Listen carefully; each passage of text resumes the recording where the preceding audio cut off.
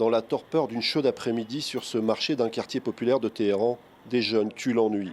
Les candidats à la présidentielle ont bien tenté d'appeler la jeunesse à aller voter. Ceux qu'on a croisés ne sont pas vraiment convaincus.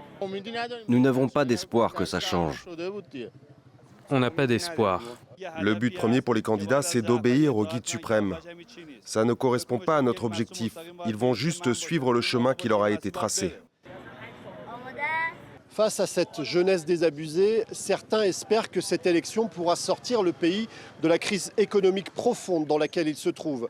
C'est d'ailleurs le thème qui a largement dominé cette campagne éclair. L'inflation bat des records et pèse lourdement sur tous les secteurs. Je pense que c'est mieux de voter, de s'unir pour notre intérêt et pour l'intérêt du pouvoir iranien.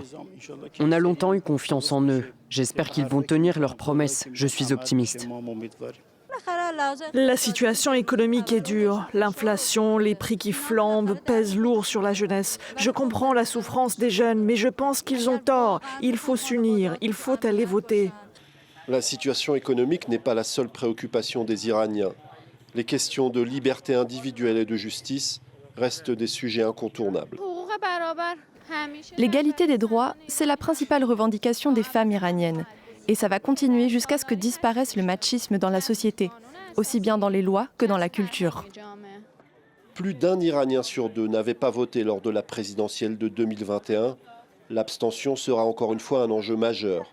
En tout cas, chacun semble persuadé d'avoir les meilleures raisons du monde d'aller voter ou de ne pas le faire.